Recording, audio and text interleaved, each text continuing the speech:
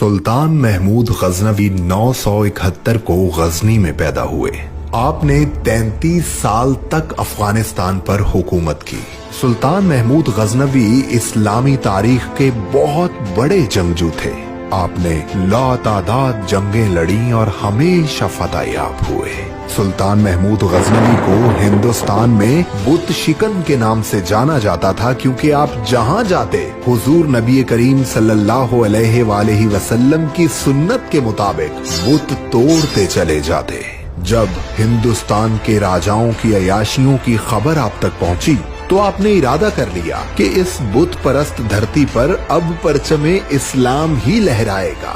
इज्तिमाई नमाज फज्र अदा की गई और खुदा की मदद से एक अजीम लश्कर फतह हिंद के लिए निकल पड़ा। उधर हिंदुस्तान के पंडितों ने महमूद गजनवी से निपटने के लिए सोमनाथ के मंदिर को अपना मरकज बना लिया। सोमनाथ हिंदुस्तान का सबसे बड़ा और नाकाबिले तस्खीर मंदिर था, जिसकी खिदमत के लिए 2000 गांव वक्फ थे। 10,000 राजपूतों की फौज हर वक्त सीना सिपर रहती थी। जब महमूद गजनवी सोमनाथ पर हमले के लिए पहुंचे तो हजारों की तादाद में मुकामी बाशिंदे भी अपने मंदिर को बचाने आ गए। दुश्मनों की तादाद मुसलमानों से कई गुना बढ़ गई। महमूद गजनवी के लश्कर को चारों जानिब से घेर लिया गया। हिंदुओं के सिपा सालार ने ललकार कर कहा, ऐ महमूद गजनवी, आज तेरे खात्मे का दिन आन पहुंचा। आपने फरमाया, ओ बदबख्त, जिस दीन की सरबुलंदी के लिए यहाँ पहुँचा हूँ उस पर मेरी 1000 जाने कुर्बान। तू अपने मंदिर की खैर मना। आपने नाराए तकबीर बुलंद किया और दुश्मन पर टूट पड़े। अल्लाह की मदद से आपकी तलवार बिजली बनकर लपकने लगी। आप तलवार घुमाते जाते और दुश्मनों के सर तन से जुदा होते जाते थे।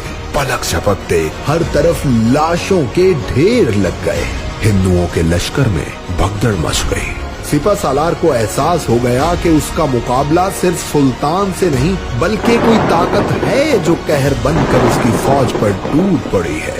वो जान बचाकर मैदान जंग से भाग खड़ा हुआ और इस जिल्लत की बदौलत उसने आग में कूदकर खुदकुशी कर ली।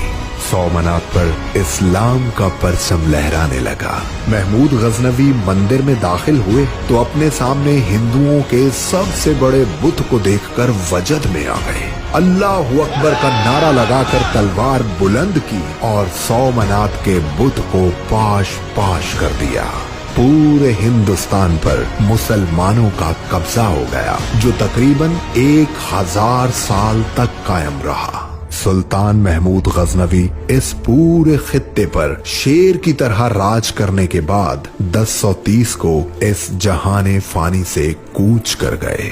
दुनिया में जब भी बहादुरी का तस्करा होगा, सुल्तान महमूद गजनवी का नाम ज़हनों में गूंजता रहेगा।